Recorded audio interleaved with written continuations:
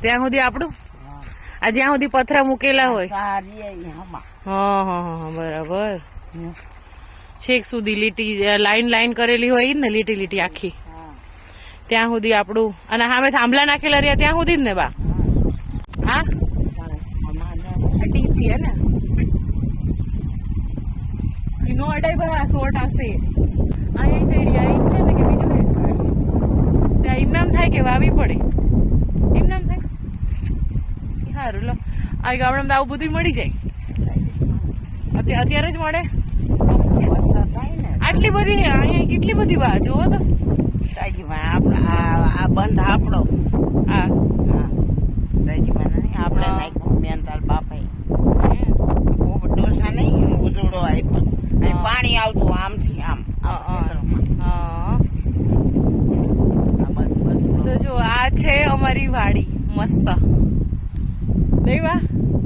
ઓરી વાડી કહીને અમે કહીએ નજીક ઘરની નજીક છે એટલે આમ ચાલતા ચાલતા આવી શકાય એટલે અમે નામ પાડી દીધું કે ઓરી વાડી મારે આટો મારવા જાવ છે કે તો મેં કીધું રહો તો આપણે બે જઈ ગયો પછી હું બા ઘરે કપડા વપડા કામ પતાવી કપડા વપડા ધોવાનું હતું બધું પતાવી દીધું અને પછી હું બા હાલી નીકળ્યા આવા છે હજી રસોઈ બનાવવાની વાર છે હજી તો 9 વાગે છે આ તો એ જો વહેલા ઉઠવાનું એટલે વહેલા કામ પતી જાય અને આપણે થોડું સિટીમાં તો બધું કેવું કે લેટ થતું હોય સવારે ઉઠે મોડા બધું ચા નાસ્તા બધું મોડું થાય એટલે બપોર જમવામાં મોડું થાય અને અત્યારે અહીંયા તો બધું વહેલા બાદ જમીન કેમ પોચી છે આ વરસાદ આવેલો તેમાં પોચું આવ્યું અને વરસાદ આવ્યો બરાબર એટલે આવું કંઈક છે મોજે મોજ રોજે રોજ નહીં બા ગામડામાં તો આ વસ્તુ ગામડાની ગમે મને કે શાંતિ પીસફુલ વાતાવરણ આપણે આમ અમદાવાદ સિટીમાં બધે કેવું કે હા વેકેશન પડે તો કે ચલો કે રિસોર્ટમાં જઈએ આમ ફ્રેશ થવા માટે એવું મારી કે હું કે તમે ગમે તે આમ તો ત્યાં આપણે પૈસા આપીને રોકાવા જઈએ ખર્ચા કરીએ પણ આવી મજા તો ન જ આવે જે આવી મજા અહીંયા આવે મફતમાં આવીએ તે આવી મજા બીજે ક્યાંય ના આવે ખુદની વાડીમાં એમાં ધોકાર હાલે બા મને એને ધારે થવા દેતા લો એટલી સ્પીડમાં બા હાલે છે બોલો જરાય થાકતા નહીં બા આટલી ઉંમરે થાક નથી લાગતો કા પછી ઘરે જઈને કેસે મને પગ દુખે હે કા બા અત્યારે તો આમ મજા આવી જાય એમને વાડી આટો મારવાની મજા પડી જાય આમ ખુશ થઈ જાય નહીં બા જોવા માટે આવું ડબલું રાખે નહીં બા આમ મસ્ત આવી મઢી દે આ તો કોઈ ફેંકી દીધું છે નહીતર આમાં પાણી ભરીને પલાળીને પછી આવી તો મૂકી દે આમ પછી આવી રીતે કામ કરતા હોય ને કામ કરતા થાકી જાય એટલે પાણી પીવે બેસીને પોરો ખાય સિનરી ખાલી ને ખાલી ગામડામાં વાડીઓમાં જોવા મળે ઉપર આમ વાદળ એટલા સરસ વરસાદ આવે એવું છે એટલે આમ કાળા કાળા વાદળ ભમર જેવા ડાડલા બધા વાટી લે હા એક ચપ્પુ મૂકીને બસ હા એટલે તૂટી જાય એટલે આ ચપ્પુ મેક ને મજા આવે પૈડીએ હોય ને હોય જ ને મીઠા વસ્તુ ન હોય એમને ખડી જાય હા એમ વેલ લઈ લે ઓલકા વેલો ફાઈન ના તો ફાઈન જે બહુ જ સારા થાય હતા હા આ રસાવાળું કહેવાય રેસાવાળું ડોક્ટર કહેતા હોય રેસાવાળા શાક ખાવાના એમ આટલા થઈ ન રે આપણે બા ના એટલે બધા લેવા હજી હા લઈ લે ટુકડા લઈ લે એટલે બીજા દે બીજા પણ લઈ લઈશ વચ્ચે હતી એક નથી બા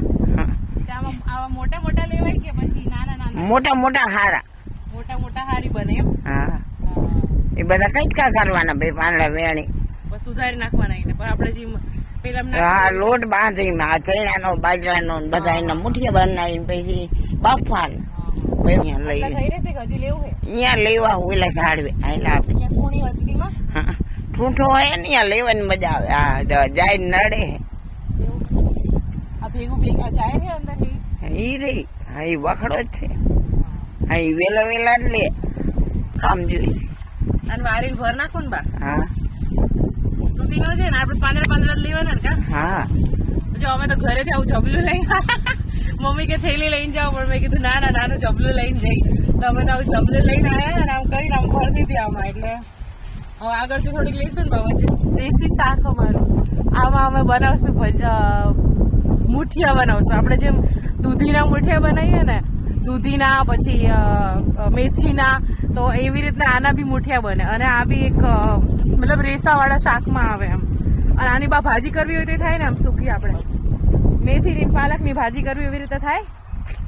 તો આ મેથીની ને પાલકની ભાજી કરવી એવી રીતે બી આની થાય અને આ મફતના ભાવમાં મળે અને આ આપણે સિટીમાં લેવા જઈએ અમદાવાદ કે ગમે ત્યાં કોઈ પણ સિટીમાં તો મળે નહીં અને મળે તો કેટલા આપણે પૈસા આપીને આવીને પછી ખાઈએ તો આવી કુદરતી વસ્તુની મજા અલગ છે. કાકા કોક છે ટ્રેક્ટર હાકે છે આવા મસ્ત વાતાવરણમાં કેવી મજા આવી જાય અને આમ અમદાવાદમાં ખાવ ને હવા ખાવ નહીં પણ આવું આમ અમદાવાદમાં લોંગ ડ્રાઈવ પર જઈએ આ લોંગ ડ્રાઈવની જરૂર જ ના પડે એ ટ્રેક્ટર હાકે છે અને મજાની મજા પડી અડધા આગળ આવેલા ભલે આપણે પાંદડા લેવાના આ પાંદડા હા પાંદડા એવું ના લાગતું વરસાદ તો આવે એવું થયું હાલ ને પણ ભાગવાનું હે ઘીરે આટલા જ થઈ રે ન થઈ રે હાલ ને આપણે ઘણી થઈ રે બા તો લાવ આટલું મૂકી દઉં આમાં હું ભાઈ દે હા આટલી થઈ રે બા કીડીને પીટવા જોઈએ બીટીને પછી આજે પણ કઈ કરીને હાલે કા પેલા શાક થઈ હા એ વાત સાચી કા ફાઈન મેદી થઈ રહ્યા હતા સંતાબાઈ આપી હતી જો ફાઈન નહીં બા કેટલી બધી આખો તો ઓલો ભરી ગયો થીલકો મફતમાં લાવો ને હું પકડી લઉં લાવ ચલો હવે અમે જો આને કેવાય ફાઈંગ ફાઈંગ ને બા હા જો એ મજા ને શાક ખાવા બેસી ગયા અમે તો કા બા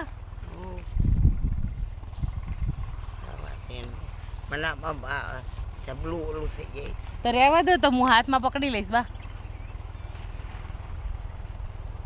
પણ હું પકડી લઈશ બા હાથમાં તમને નહીં ફાવે તો આટલા જ બા થઈ રહે આપણે અમે તો આમ ચપ્પુ લઈને આવ્યા તે મજા પડી ગઈ આમ કાપવાની હરખી મજા આવી ને તો થોડુંક આમ પેલું થાત કા જાડા જાડા વેલા નામ પેલી હોય ને થડ તો ન કહેવાય શું કહેવાય બા ને વેલો જ કહેવાય ને કા આમ જાડી વેલ હોય ને તો કાપવામાં હાથેથી બટકે નહીં તો પછી અમે તો ચપ્પુ લઈને આવ્યા બા તો કે દાંતેડું લઈ લઈ તે પછી મમ્મી કે ના દાંતેડાની જરૂર ન પડે તો પછી મેં કીધું હાલો તો આ ચપ્પુ ખીચામાં નાખતા જઈએ એટલે મજા આવે તો એમ જો થાક ખાવા બેઠા અહીં આવ્યા મસ્ત વરસાદ આવશે હા નહીં હાલો આપણે આવે જાવી કા બા ચલો તો હાલાવ પકડી અરે હડફ લઈને ઉભા થઈ જાય ડુસમાં બસ બા નથી લેવી પણ ગમે પણ બા થઈ રે આપણે આવડી તો ઘણી હવે નથી જોતી બા દર તો જો કેવું થયું કાળું કાળું ભમર જેવું બા હાલો ફટાફટ હાલવા માંડી ઘર પહોંચે ને તો પલરી જઈશું આપણે બસ બસ બા હાલો હવે બસ બહુ થઈ ગયા બા લો હવે મૂકી દો તો હું તો કહું થેલી તૂટી જાય હા ચલો મંડો હાલ હા ચલો હવે ફટાફટ હાલીને જતા રહીએ અમે વાતાવરણ થોડુંક આ બાજુથી જવાનું આમથી આ વાળી